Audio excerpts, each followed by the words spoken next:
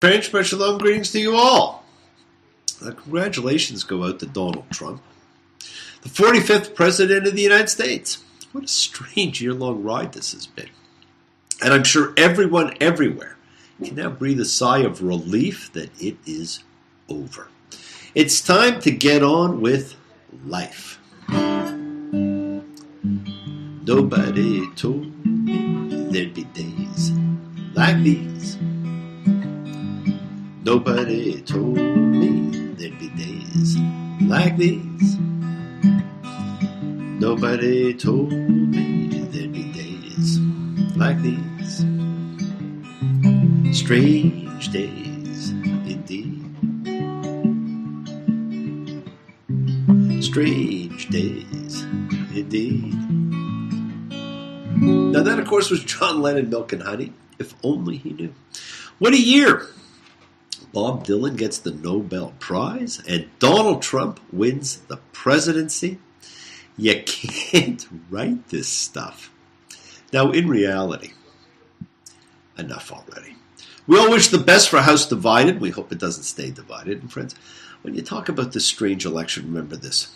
This was a modern historical story of faith. A man written off all year, ridiculed, railed against, with almost no visible signs of support. But he was a man who stood to his beliefs and his faith in the higher good of the people, that they would prevail. If we learn nothing else, we can learn that and reconnect to faith ourselves. Whether you like him, hate him, fear him, love him, respect him, all I am saying is give him a chance and learn from his demonstration of faith. It manifested the presidency against all odds. Imagine what faith can manifest for you in your lives. And I continue to have faith in the goodwill of all of you, that you show me, that you show all the members of our community, and that you show the people in your lives and loves, and that you show yourself. Well, friends, I'm certainly enjoying my travels, although I miss certain things from home. But within a week, I will be back, and hopefully then I can get the videos back up and running properly. And while away, I've seen people I have missed, and I have met others that I feel I have known for years. And that can often be the case when we travel. And congratulations, Bob, on your grandson, Nadav. To wake every day surrounded by those you love, holding your new grandson, walking along the ocean with Rudy. Another fine example of modern faith. And as they say, you either got faith or you got unbelief. And as I said, I have faith we can help heal all those in need of healing and renewal. So let us all send out some goodwill and healing energy to all that you know in need. Think of those in need of healing, of renewal, of help, and call out healing energy for them.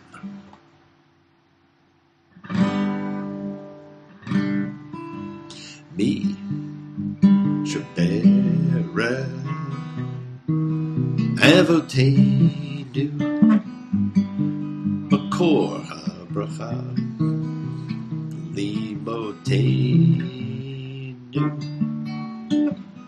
May the source of strength, who blessed the ones before us, help us find the courage to make our lives a blessing. The renewal of body, the renewal of spirit, and let us say, Amen.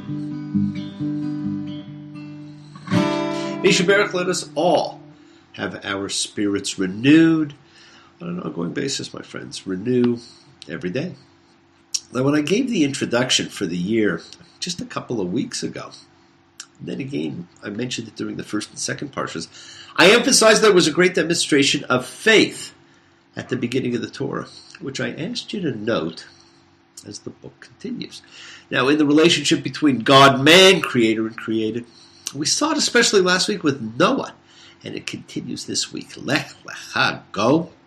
When the same word is used twice in a row like that, it is an emphatic go, you go. Or as George Harrison had written on his famous guitar Rocky, go cat go. And friends, take note, because we will see the double name calling, which is from this double word, altered. just a little bit later on to become the double name formula for God speaking to specific individuals in an emphatic way, always marking life-defining moments. And it's coming soon. Abraham, regarding Isaac. Later it will be Jacob, at the dream of the ladder. Then at the burning bush it is Moses. The most enigmatic of all perhaps during Exodus, when God calls out himself, Yahweh. But for now it is go, you go. Now, these are the first words from God to Abraham, and they're about as life-defining as you get. Genesis 12:1. And Yahweh said to Abraham, go from your land and from your birthplace and from your father's house to the land that I'll show you. Now God's telling him to leave everything he knows and everything that he's connected to. Go. Get you to a land I'll show you. Well, here we go, my friends. Faith. Who else is going to listen? Would you listen to that? Those of you who would have faith. Now, we know the Bible opened in controversy. The cosmic story with multiple celestial beings. Now the controversy continues, but it continues over things that aren't really that necessary. Just where is Abraham? Or Abram, as he is originally named. Where is his place of birth? How old is he? These are not things that we should be overly concerned about, but because of the way the Bible's written, those have taken on controversy that they don't need to have. Well, he's been called Abraham from Ur of the Chaldees for centuries. Ur being one of the great Mesopotamian centers. But he later sent his servant to the land of his birth, to Haran, to find a wife for Isaac. And so one of the conflicts we have here is because God introduces the Abrahamic covenant by saying he brought him out of Ur. Genesis 15:7. And he said to him, I am the Lord who brought you out of Ur of the Chaldees to give you this land to inherit. Now notice that this is also a phrase that will take on huge proportions after the Epiphany, when everything God introduces from the Decalogue on is with the phrase, I am the Lord who brought you out. But then it is in reference to Mitzrayim, confinement, Egypt, slavery. Conflict with no resolution. It simply might have once again been two sources edited together, but not fully reconciled. Accept it as being irreconcilable and move on. Does it really matter to the real story of Abraham and the patriarchs just where he was from? I do not think so. And Abraham's is actually the most fascinating story of them all, and perhaps the least discussed. And with his instructions to leave, he is told, Genesis 12:3, and I'll bless those who bless you, and those who affront you I'll curse. Now note those words too, my friends. We will hear those words again later in the Balak story of Numbers. So how old was he? When told to pack up as a sign of faith and move on. Genesis 12:4. And Abraham went as Yahweh had spoken to him, and Lot went with him. And Abraham was 75 years old when he went out from Haran. Out from Haran, not Ur. And he's 75 years old. Well, he's no spring chicken. And one of my two favorite Midrash tales, and I love the Midrash tales, designed to elevate him to special status. And his story is so amazing that he did not need the elevation. And many can recite it to you as if it were gospel. He worked in his father Terah's idol-making shop. And one day when Terah was away, Abraham took a hammer and destroyed all the idols. And when his father comes back and asks what happened, he says, another idol did it. At which point his father says, it's not possible. It's just an idol. And Abraham says, see, they are not God. Now this was the way we proved that he was the first to realize there was only one God. Friends, it's a great story. It has no basis in fact, but if you're going to promote someone as being the first Jew and therefore the first believer in one God, well, it's a great story. And since I was not there, it could very well have been true. Abraham has been touted as the first Jew and the father of Judaism, but he practiced no religion we're familiar with. And as you read the Torah, you know there actually are no Jews yet. Now, Moses might be better considered the first Jew since he brought religious instruction.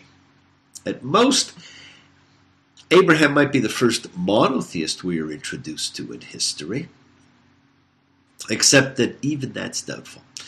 As we see in this parsha when he meets Melchizedek of Salem, from the Hebrew Melech, king, and Tzedek, righteous, that is, the righteous king of Salem, or as it was subsequently known, Yerushalem, and a priest of Elyon, the Most High, the highest God, creator of skies and earth. Same reference we see as the Torah ends with the Song of Moses. Notice, friends, that buried in the midst of a very strange story about a war of kings is the introduction of a priest king of Jerusalem. That's something that will hover over the history of the promised land in the Torah forever. But we've moved a little off topic. Some see the instructions to leave as one of the famous 10 trials of Abraham. Trials of faith and observance to God. He's leaving home. Bye, bye. Now, trials were big in biblical and classical times. They were the signs of great heroes. Sargon faced them. Hercules faced them. Abraham faced them. Jesus faced them. Now, our sages have agonized a lot over Abraham's travels in Egypt, in particular, his lies and deceptions, Sarah's marriage to Pharaoh, and Abraham's position in Pharaoh's court, his treatment of them and their treatment of him. Now, it is fascinating, simply fascinating. And if we truly examined and evaluated the things he learns that he passes on, we could rewrite history, but that would entail a lot and is deserving of its own examination. And just as last week we were introduced to and heard the first of the 4 biblical covenants, this week we hear the second. Now, it's prefaced by Abraham's whining about who will inherit his wealth. God tells him in a dream that his own offspring will.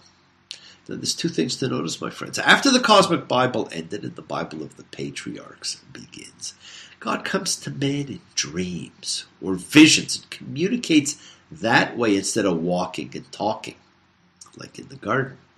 The other thing is we have someone listening to a dream as a sign of faith. Genesis 15:6. And he trusted in the Lord, and he reckoned it to his merit. So trust in your dreams. Take note of them. Have more faith in yourselves. And God follows it up with a foreshadowing comment. And as the sun was about to set, deep slumber fell upon Abram, and now a great dark dread came falling upon him. Notice the term, deep slumber. This is the same Hebrew word, tardama, used for Adam's sleep when God fashions Eve. In Genesis 15:13. And he said to Abram, you shall know that your seed will be in an alien land that is not theirs. And they will serve them, they will degrade them for 400 years. Bum, bum, bum. In one sentence, we're told about the coming period of enslavement in Egypt. And if that's not enough, this whirlwind of activity brings us meeting the characters of one of the High Holy Day readings, the story of the birth of Abraham's eldest son Ishmael and his mother Hagar. It's an incredible story.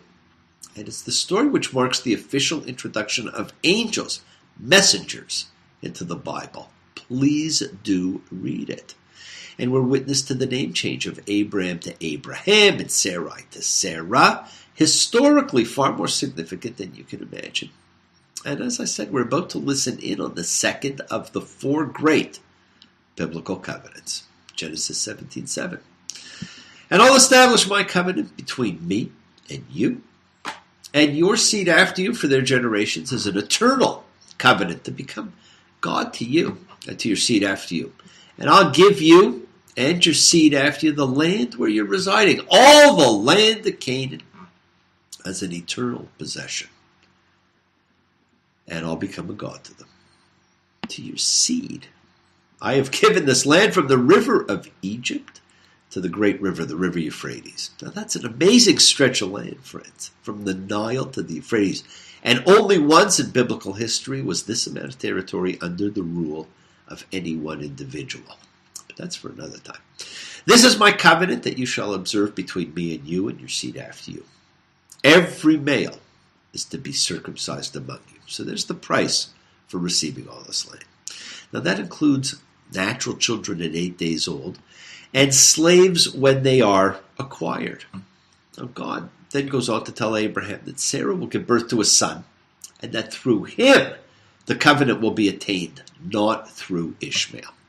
And God then names the son, probably the only time in the Bible that God names someone himself. And that is fascinating in itself. And the Parsha then ends as we learn that Abraham was 99 when he was circumcised and Ishmael was 13. Ouch. Well, the world is sacred, so is everything in it. Express your gratitude. Light a candle, make a wish. Celebrate your life and the lives of those you love. Share your feelings with them. Live free, be free, honor your freedom. Be well, be happy, be blessed.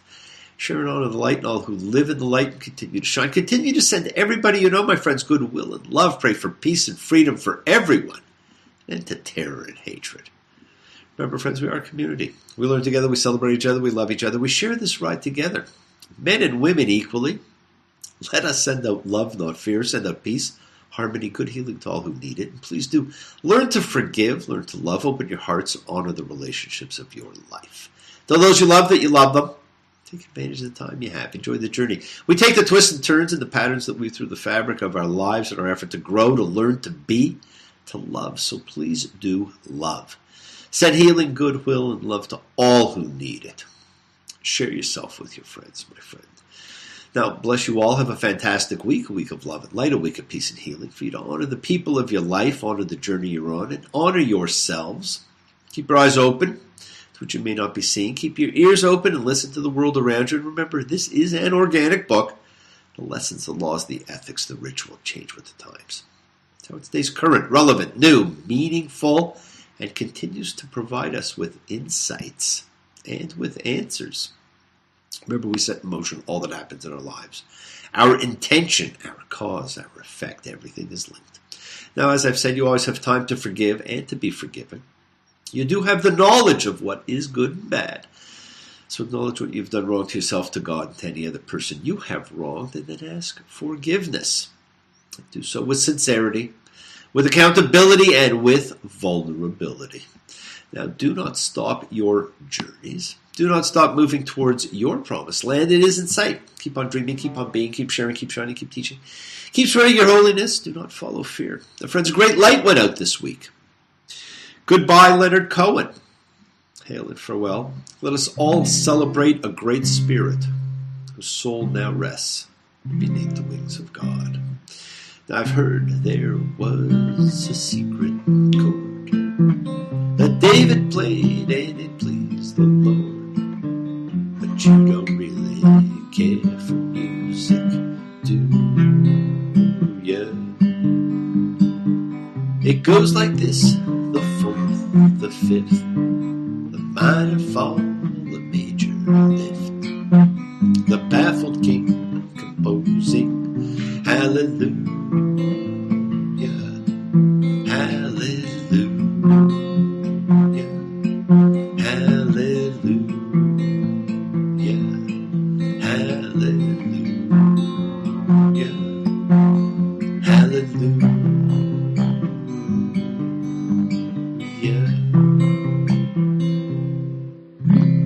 May his spirit shine forever. Now, thank you all for joining me, for participating, for sharing your lives, your loves, your time with me. Now, I love you all. I look forward to seeing you all next week. Be well till then. And, of course, next week I will be back home. Shabbat shalom and blessings to you all. Take care.